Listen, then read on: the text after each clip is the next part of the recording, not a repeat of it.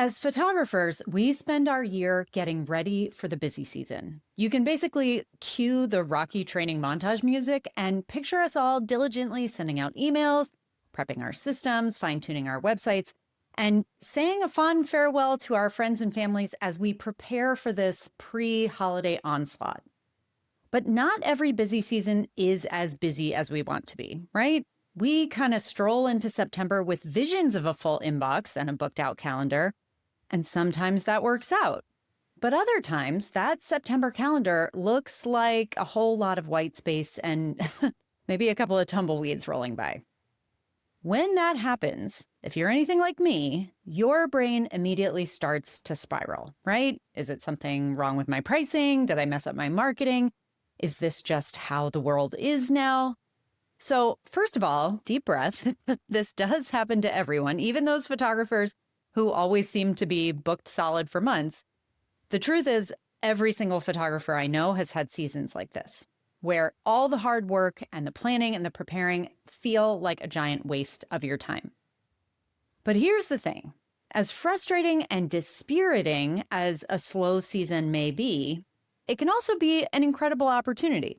So if your busy season isn't yet shaping up quite as you would have hoped, before you go planning a fire sale, I want you to hear me out. Because in this episode, I'm going to talk about how to rationally figure out why it is that this might be happening right now in your business, and then share some of my favorite strategies for turning things around. So let's cue the music and get into it. Welcome to This Can't Be That Hard. My name is Anami Tonkin, and I help photographers run profitable, sustainable businesses that they love. Each week on the podcast, I cover simple, actionable strategies and systems that photographers at every level of experience can use to earn more money in a more sustainable way. Running a photography business doesn't have to be that hard. You can do it, and I can show you how. Okay, so you are staring at this blank calendar, and your first instinct is to change something, right? Your prices, your packages, your editing style, maybe your career path, right?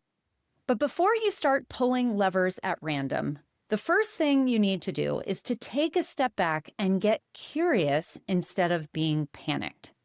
When business is slower than expected, the root cause can usually be traced back to one of two issues. Either you have a visibility problem or you have a conversion problem. So let's talk first about what those two things are.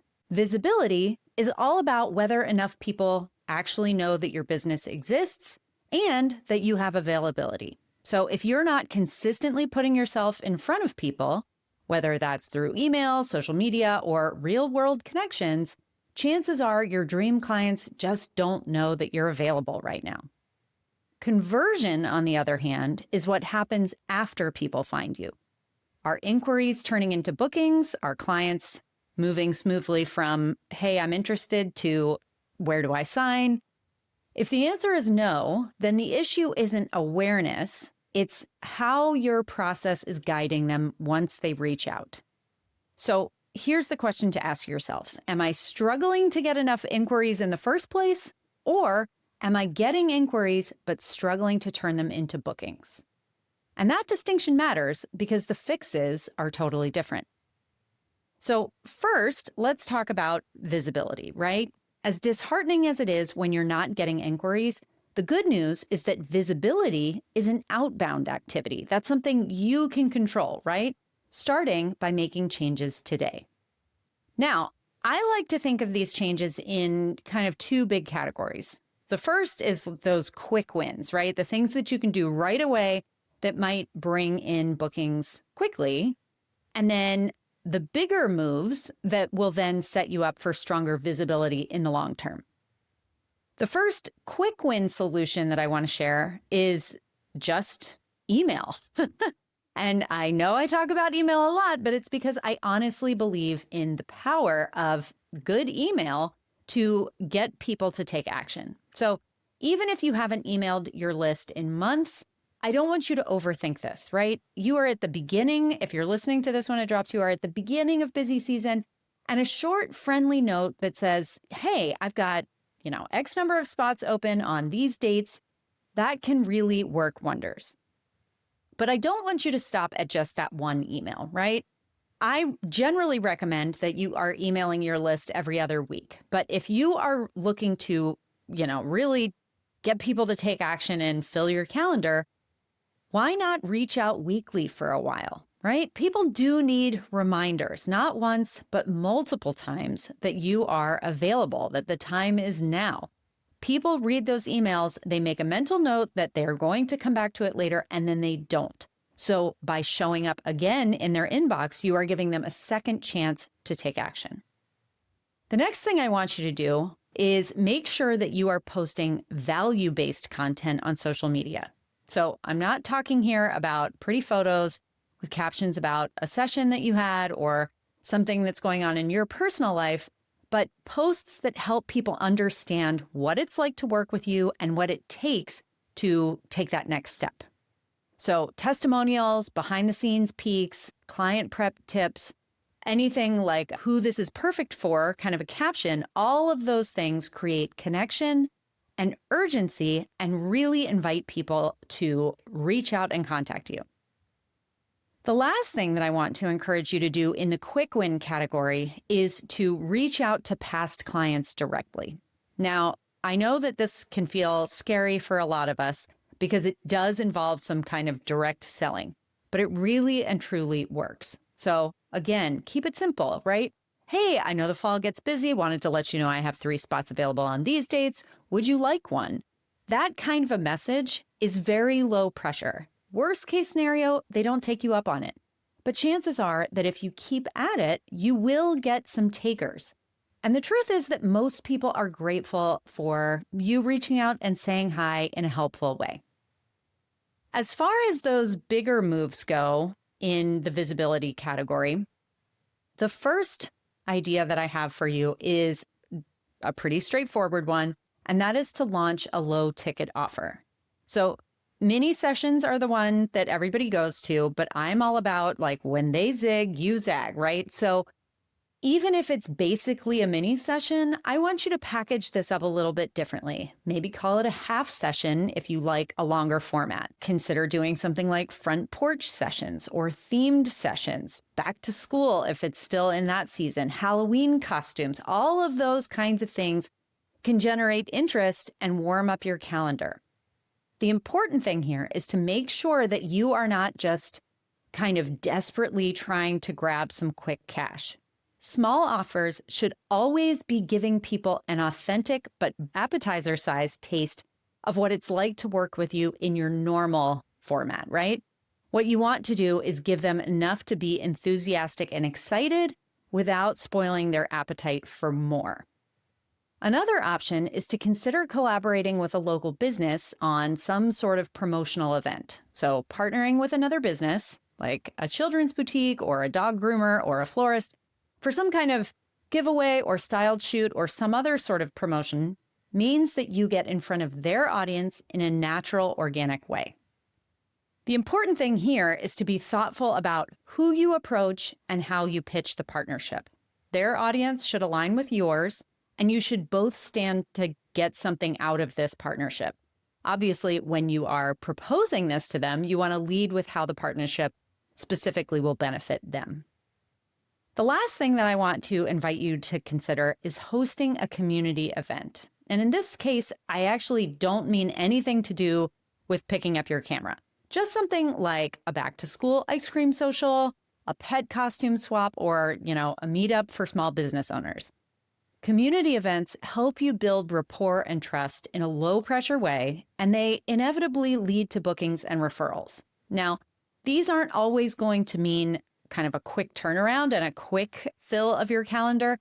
But if you get going on creating these community events, they can be one of the best strategies in the long term for making sure that your calendar stays full.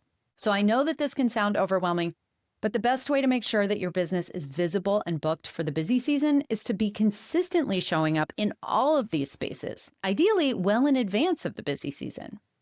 The problem is that often when our busy season isn't looking busy, we can get into this shame spiral that keeps us quiet. Instead of showing up more, we actually do the Homer Simpson thing and like recede into the bushes.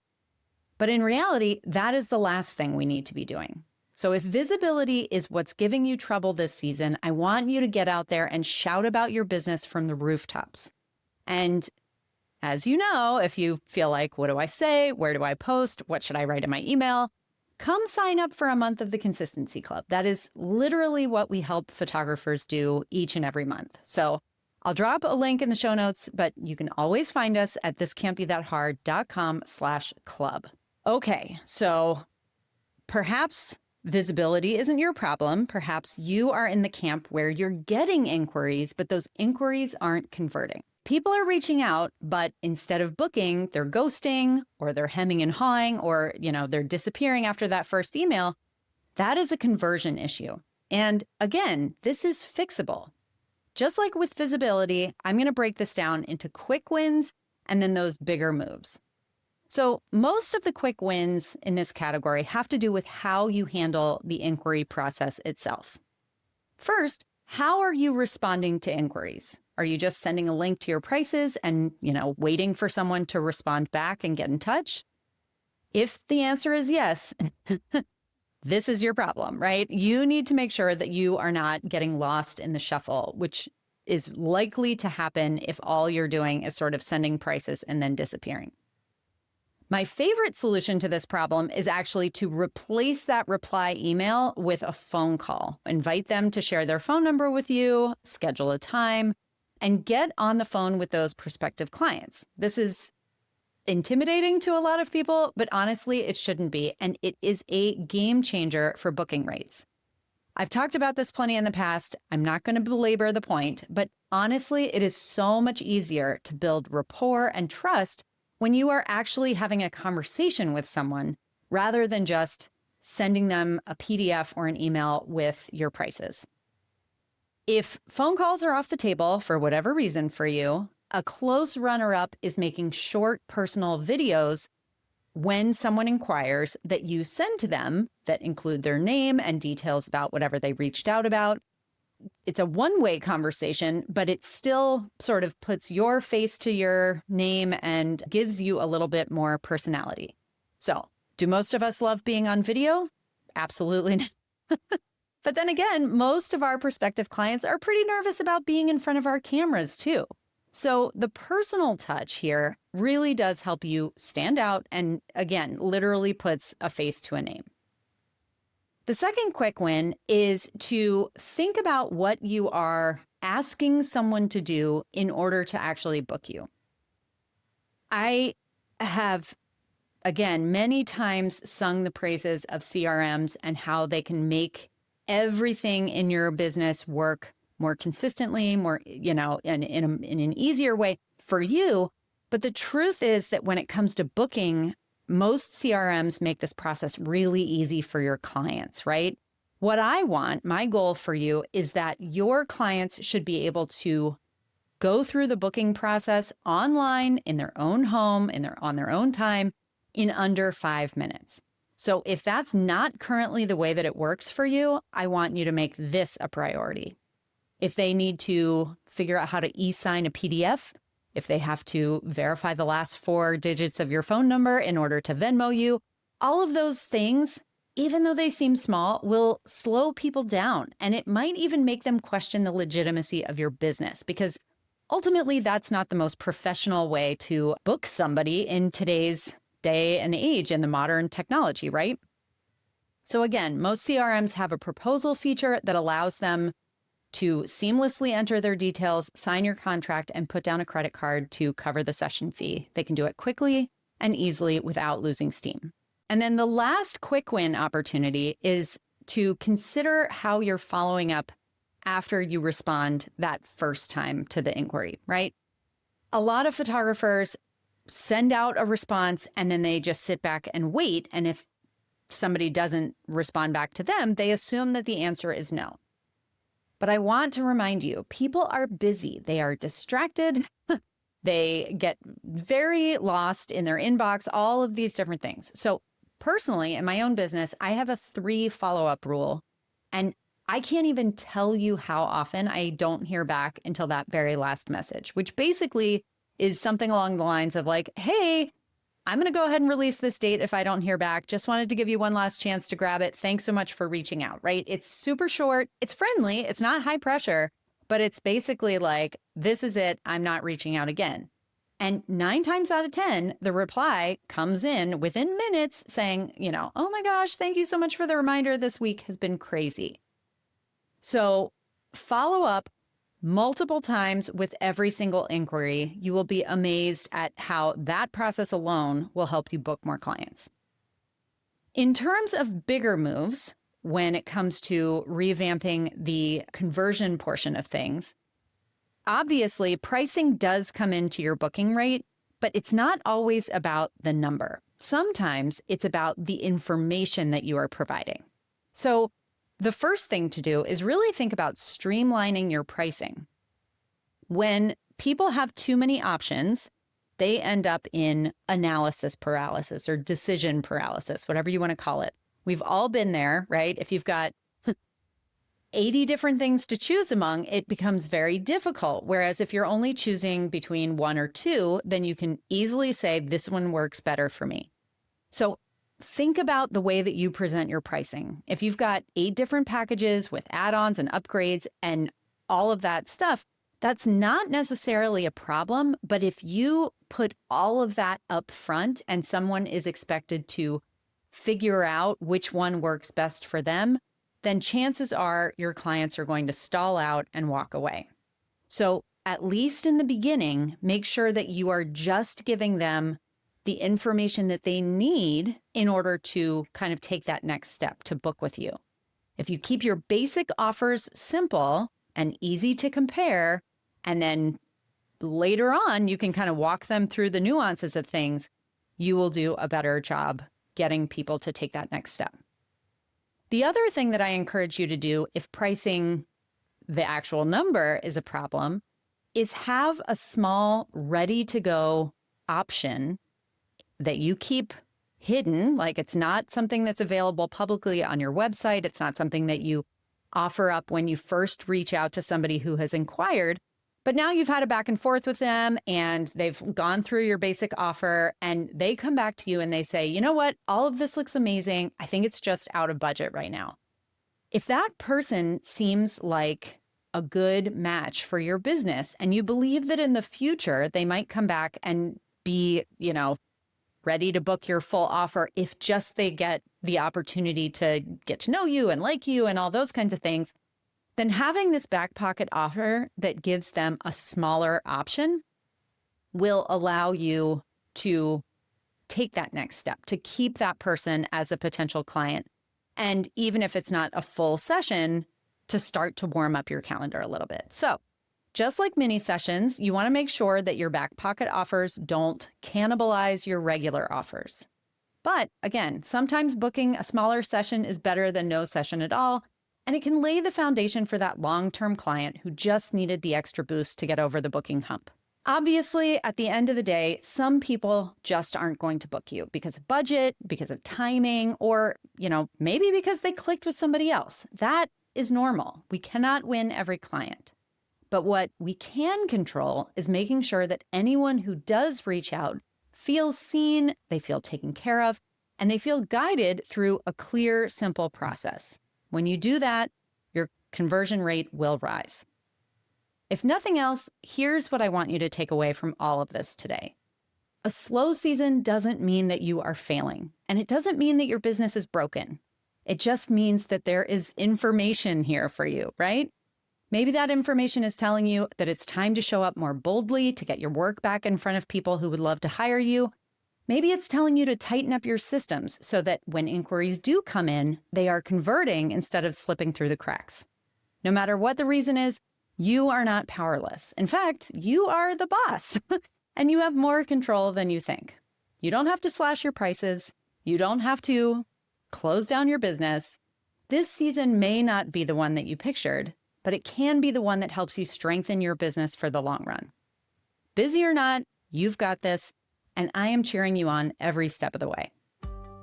That's it for this week's episode of This Can't Be That Hard. I'll be back same time, same place next week. If you like the show, be sure to check out thiscan'tbethathard.com to explore all the resources we have for photographers.